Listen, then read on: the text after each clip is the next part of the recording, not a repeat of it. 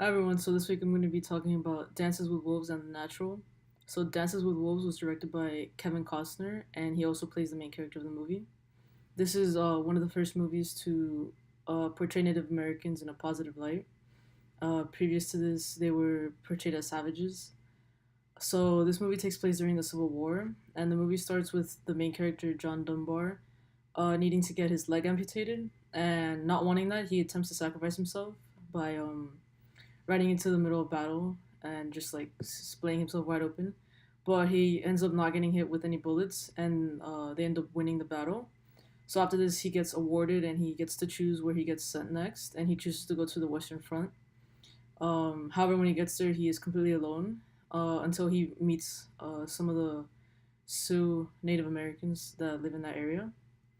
So we see many rituals with these Native Americans. We see them performing dances around the fire at night, and we see them also having the ritual of gathering together and telling stories um, as a tribe. And then later on in the movie, when Dunbar and Standing with Fisk get married, it's in a traditional Sioux marriage, and that's its own type of ritual too.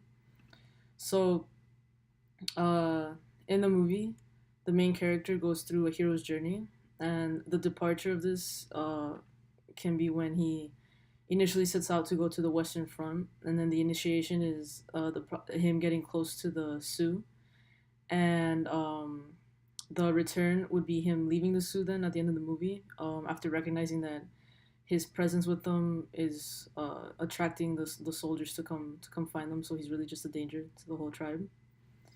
Also in the movie, there's a big emphasis on the relationship between man and nature.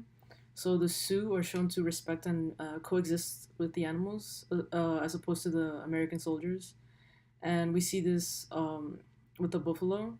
So the Americans, they skin them and they use them for their tongues and for their fur, and then they just leave them out in the land, just their corpses there.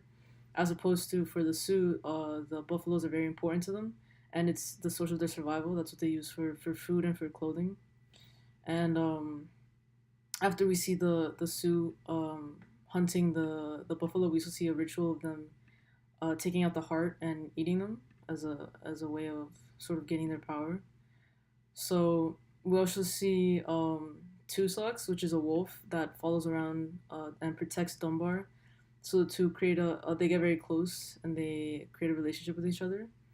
And then later on, that's why the natives decide to name Dunbar Dancing with the Wolves because they see how close he is to Two Socks and how he plays with him. Additionally, Dunbar is also awarded a horse early on in the movie for his bravery, and this ends up being his only companion for some time at the beginning of the movie. And Dunbar really respects and loves this horse. Um, so we also get to see different social relations. So the Sioux are portrayed as mostly nonviolent Native Americans. You know, they're not unnecessarily aggressive, as opposed to the Pawnee tribe, who are very violent. And as we can see in the beginning of the movie, they just kill this man for no reason, and they take all of his things. Um, so also the American soldiers, they assume that all Native Americans are savages, and when compared to them, but we see that this isn't true. Although the Pawnee are very violent, the Sioux aren't, and they actually have a pretty advanced way of living. Um, so also because of this, the Sioux don't initially trust Dunbar because they don't really know his intentions, but he ends up gaining their trust little by little, and he becomes one of them. So uh, through cinematography, we see a lot of wide shots of nature. Again, to put an emphasis on nature and man. Um, and we also see that as Dunbar becomes more integrated into the Sioux tribe, we see him dressed less like a American soldier and more like a Native American. And even later on in the towards the end of the movie, this is why when the soldiers do finally come to their post, they mistake him for a Native American and they attack him. So moving on to the natural, the movie starts with Roy Hobbs on his way to try for a baseball team. He's on a train, and on the way, he meets a mysterious woman who ends up shooting him in her hotel room, and then afterwards commits suicide. So 15 years after this, Roy decides to play baseball again, and he ends up being very successful and makes a name for himself despite his older age. And he does this with a special bat that he made when he was little from a tree that got hit by lightning. And it's implied that this is where he gets a lot of his power from, and this is why the bat is very powerful because it came from this special tree. So this movie has many references to the Fisher King, which is an Arthurian myth.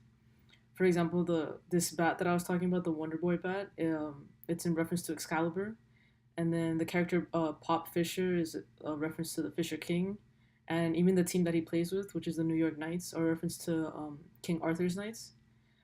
And then also in the myth, the sword that the important sword in the myth, um, it's said that it will break at an important moment, and this does happen in the movie. In the final game, his bat breaks in two, and he ends up having to get another one. So we also see him go through the hero's journey as well. So the departure is when he leaves to go try out for the Chicago Cubs. His initiation is when he gets shot, and then he decides to go back to playing basketball after baseball after recovering, and then refusing all the bribes he's offered throughout his career. And then his return is after winning the game to return to the farm that we see from the beginning of the movie to be with Iris and with his son, who we see him playing catch with his son at the end of the movie.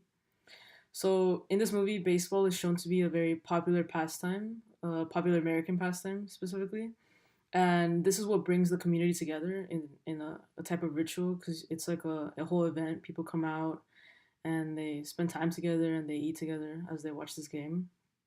So for the cinematography, the in this movie, black colors are used to portray black characters. So we see Harriet, the judge, and Memo. They usually wear black or dark clothing. And when we first, or when Roy first meets the judge, we see that he's in the shadows. So this kind of casts like a mysterious light on the judge. While lighter colors are used to portray good characters, such as Iris, who is commonly seen as wearing white or light colors throughout the movie. So that's it for me. See you guys next semester.